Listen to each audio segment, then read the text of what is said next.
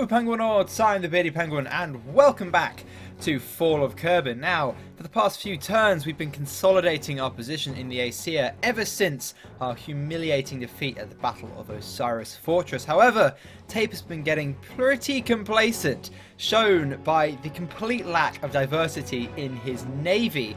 His navy is pretty much entirely composed of heavy cruisers now, which, although they are pretty effective against similar big ships in just one-on-one slugging matches, they do have big weaknesses and they're extremely vulnerable to aircraft and, more importantly, submarines. Yes, here we go everyone, the S3, the single submarine that managed to slip past Tape's anti-submarine defences last turn, is now attacking his main Fengist invasion fleet, sending 4 torpedoes straight towards the USS Osiris. Yes, Tape's frigate clearly wasn't quite enough to stop one of our submarines getting through, although we did lose the S2 rather unfortunately. And 4 submarines against a giant heavy cruiser, well, they can do a considerable amount of damage. Look at that, second torpedo, third torpedo rips off the stern, and the final torpedo finishes her, and she disintegrates and begins to sink. Truly a beautiful sight. A very successful nighttime raid on Tape's fleet. You see, these kind of fleets are really vulnerable to submarines. Submarines aren't particularly powerful when they are, well, very vulnerable to depth charges and submarine defenses, but since we haven't really been doing much submarine warfare, neither Tape or I have really invested in anti-submarine warfare, and now Tape is certainly paying for it. And Tape's frigate here is out of fuel and out of depth charges, so, you know, it would be rude not to sink it as well. We're only launching 2 torpedoes towards this one because we believe that's more than enough to sink it, and certainly it is. USS Valiant. There we are. Revenge for the sinking of the S2 last turn. And sure enough, she begins to take on water after explosions rip through the entirety of the ship. And she begins to sink below the ocean. A very successful, I don't want to say first test of submarine warfare, but well, our first test in World War I wasn't particularly successful. We just managed to just about disable a ship. But now submarines really are going to become an integral part of naval warfare in the Asia. Anyway, it's the next day, and in the south we have 2 carriers facing up against Tape's southern fleet. Now, when it comes to ships, we're actually perfectly balanced. Tape has got 4 heavy cruisers and a single light cruiser, and I have the same amount of numbers. However, I also have 2 carriers. So, what we're going to do is engage Tape's fleet with our air force, and then, if we've softened them up sufficiently, we're going to engage them with our main ships, which is a very risky move, considering we have even numbers. But if that goes well, then we should be able to destroy Tape's fleet and push on to Asia's front, which will only then be 1 turn away. So, what we're doing here is we're sending in 2 torpedo bombers and a single dive bomber, and we're going straight for Tape's new light cruiser. You can already tell the difference in anti-aircraft firepower.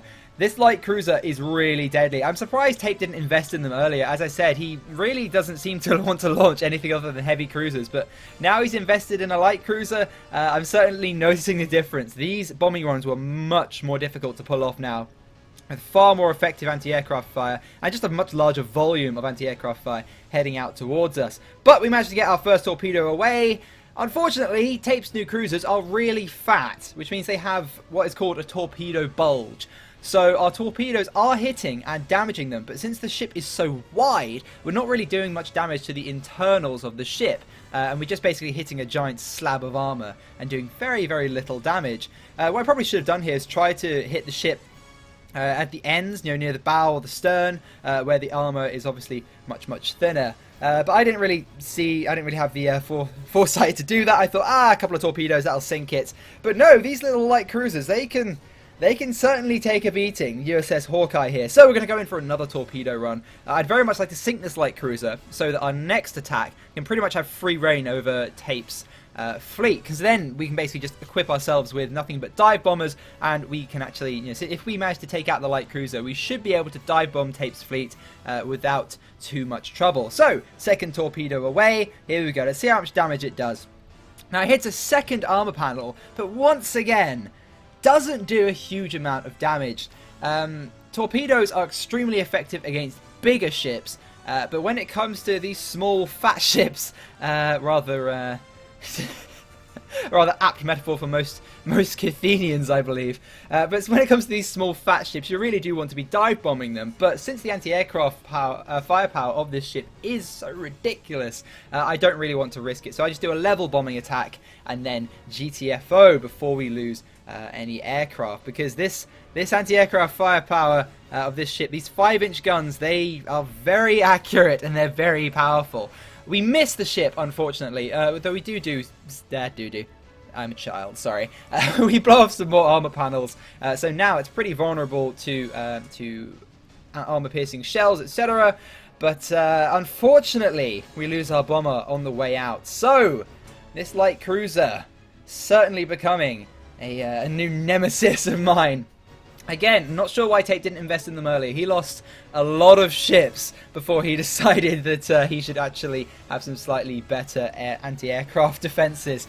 But we failed to take out the light cruiser, but we're going to launch a second attack wave anyway. We know we're going to take some losses, but screw it. We need to damage this fleet. At this point, I know I'm going to engage them anyway, and it's kind of pointless continuing to throw ordnance at that light cruiser when it's not going to do a huge amount of damage, and that light cruiser isn't particularly effective against ships anyway.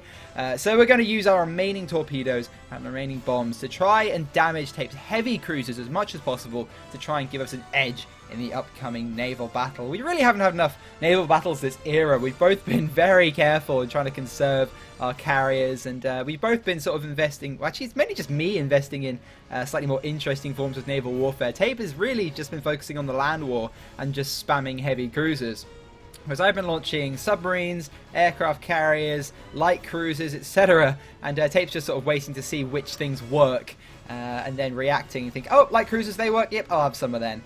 Unfortunately, while we're attacking with our second torpedo bomber, our dive bomber gets blown out of the sky by a 5-inch shell. You can see why these light cruisers are so goddamn annoying and so deadly. They really did give Tape quite a lot of trouble for quite some time, as I said, before he decided to build one himself. It's just because the guns are such long range now, 7.5 kilometers, and they are so powerful. They really are a nightmare for a carrier attack. But anyway, what we're doing is we've launched one torpedo at the USS Aurora, and we're launching a second torpedo at the USS Rapier. The first torpedo strikes the USS Aurora and blows off a significant chunk of its armor plating. Does a lot of damage and opens it up, so it should be quite vulnerable, as I said, in the up-and-coming naval battle. Then we get ourselves out of dodge before that anti-aircraft fire manages to blow us out of the sky, and the second torpedo heads in towards the USS Rapier, and this one does a lot of damage. You strike it directly in the center of the ship, and since these heavy cruisers don't have a significant torpedo bulge, we do a huge amount of damage, and it starts taking on a lot of water. I believe the ship's actually pretty much completely disabled at this point. So now we have a significant edge. I'm saying significant too many times. A lot of people have pointed out that every single video I have a different favorite word. So sometimes it's like mercifully or intense, and this time it appears to be significantly. I don't know. Anyway, here we go. We've got 4 Galapagos class heavy cruisers and a single Adeli class light cruiser, and we are going in for an all-out slugging match against Tape's fleet at long range, because now all of our ships have got fire control radar. We learnt that lesson the hard way at Osiris Fortress, and we're not going to make that mistake again. So there we go. We're just making sure we get into range, do our opening salvos, and then we begin turning, because we have the advantage in rate of fire. We're using 180mm guns, apart from on our light cruiser, of course, that has 127mm guns, although an extremely fast rate of fire. Tape's cruisers, however, they've got far more accurate, much slower firing, but larger caliber guns. He has 203mm or 8-inch guns. So once he starts getting effective fire onto my fleet, we're going to start taking damage much faster than his ships. We just need to get a larger volume of fire out on Tape's ships. We actually outnumber them, because even though the USS Rapier is still there, it's taken on a lot of water, and after a couple of shots it capsizes and begins to sink, as you see there. The USS Hawkeye, similarly, since we took out a few of its pieces of military hull plating, it only takes a couple of hits before it starts taking on water and similarly begins to capsize. Tape's cruisers are now beginning to put down some pretty effective fire onto my ships, but at this point they're all pretty much already quite badly damaged, and it only takes a few more shots to start seriously damaging them. Sort to our fleet here, and you see they're starting to hit us, but since their ships are already damaged, and the biggest obstacle in taking out a ship is getting through its armor plating, so considering we softened them up with our aircraft beforehand, we're really doing a lot of damage. It doesn't really matter that we have 180mm guns and not 203mm, because we don't have to get through the armor plating of all but one of the ships, because our torpedoes already punched through it. So we're just raining shots into the internals of these ships, and sure enough, they begin taking some serious damage. As you see there, the USS, what are their names? USS Aurora, and as you see, the USS Rapier is already sunk. The USS Aurora and the USS Leopard Seal are soon to go. They only take a couple more hits. They clearly can't take much more damage. I think the USS Aurora has already stopped firing, and all of my ships are perfectly intact. They seem to be focusing, well, they're not focusing on any particular ship, but most of the fire is heading in on our light cruiser, taking out most of its secondary batteries and done some superficial damage to its superstructure, but it's still alive and kicking, and all of its main armament is still firing. This light cruiser, actually, at close range, it's pretty efficient at taking out enemy ships. Of course, it's not great at long range or in an all-out slugging match, but you know, with its sheer rate of fire, even though it only has 5-inch guns, it can do some damage. And there we go. The Leopard Seal and the Aurora both go up in pretty spectacular explosions. And I thought, okay, now it's onto the USS Illustrious, but then I realized the Illustrious is completely disabled. All of its crew is dead. I don't know if they surrendered or what, but I actually turned the guard mode back on. I'm not entirely sure why it's not firing, but everyone on board is dead, or they abandoned ship. And there we have it. Tape's Southern Fleet completely disabled, and we didn't lose a single ship. Now that is a decisive victory. This is really going to change the balance of power in the ASEA. We are now one turn away from ASEA's front, and Tape has nothing to stop us. We move our carriers up, and next turn is going to be pretty glorious. If we take ASEA's front, not only does it secure the southern ASEA, but it cuts off any of Tape's invasion plans through the southern island chain, which was our biggest worry. We're also launching 2 more frigates, because we launched 2 submarines in the north. The submarine that attacked the frigate earlier, the USS Valiant, was a newly launched one. We also launched another one, so we can go and continue attacking Tape's northern fleet with our submarines. And with his complete lack of submarine protection, that should be pretty awesome. Of course, I have noticed that my southern fleet has no submarine protection either, so that's why we're launching a couple of frigates to give them a bit of a anti-submarine screen. So we have some depth charges in case Tape decides that it is actually worth his time to invest in building some submarines of his own. Of course, we're not actually finished this turn yet. We have a KT-2 Vulture, which we're launching, and we're going to try and do a little bit of damage to Tape's southern forward operating base, where he's amassing a new invasion force. Tape's being a little bit, I don't want to say Hitlery, but he is being a bit Hitlery with his tactics here. He really can't afford to be undertaking offensive operations right now. But much like Hitler, I'm not saying Tape's a Nazi, but he keeps demanding his forces completely new offensive, keep attacking me, wearing his forces down, when really he needs to just fall back and consolidate his defenses. But no, Tape's trying to build up another offensive operation, so, you know, thank you, Tape. I'll be happy to oblige and engage them and pretty swiftly crush your new invasion. So here we go. We've got an 1,000-pound bomb, because of course we know that 500-pound bombs don't do much to Centaurs because of their crazy efficient armor design. And if you saw the live stream the other day, we are actually building some tanks with a similar armor scheme ourselves, although they're not quite as effective as the Centaur, but they're heavy tanks, so they should be rather cool. We'll be rolling those out next turn.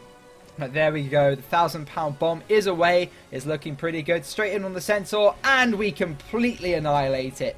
That's almost certainly the first time that we've actually bombed a Centaur and had it work first time. We also took out the Eddie Stobart right next to it, just for bonus points, I guess. So Tape won't be repairing or resupplying anything down here. So Tape has got a bit of a dilemma on his hands, and just to add to the pain of this turn, we're also occupying Osiris Bay. Tape, in deciding to mount a new offensive operation in the south, has left it completely undefended. And unlike last turn, where we just rolled in a few tank destroyers and 1 anti-aircraft gun, we have completely fortified this city to the teeth. We've got anti-aircraft guns, light tanks, and our air force defending the city. truly, Tape is going to have a big undertaking if he wants to try and take this city back. We've also got a mixture of the KT-2 Vulture we launched earlier, 2 T9 Falcons, and a single T-16 Swift. We've got a mixture of fighters because the Swift is very, very good at low altitudes, but you get much above 2 or 3 kilometers and it really suffers. It's not a high altitude fighter by any stretch of the imagination. So that's going to be trying to stop Tape doing any kind of strafing runs. And our T9 Falcons are not as good at low altitude, but they are decent. And they're also decent at medium to high altitude. The only place where Tape is going to have an advantage is basically with his fighters, which use BF-109 engines, so he will actually rule the sky if he decides to engage us at 4 kilometers or higher. But hopefully he'll go in for some strafing runs and our Air Force should be able to put an end to him rather swiftly. This has been an absolutely devastating turn. We've destroyed Tape's southern fleet, damaged his northern fleet, pretty much scuppered all of his invasion plans, and it's looking like it's near the end for Kerthenia. I hope you enjoyed this video. Thank you very much for watching, everyone, and I will see you all next time. However, next time is going to be a little way away from now because I have exams and I've decided I'm not going to be making any videos. I might make one here and there, but don't really expect any videos for at least 2-3 weeks. I'm sorry about that, but exams do kind of take priority. So hopefully I'll see you in 2 or 3 weeks, and hopefully you won't miss me too much. Thank you for watching, everyone. I'll see you all next time.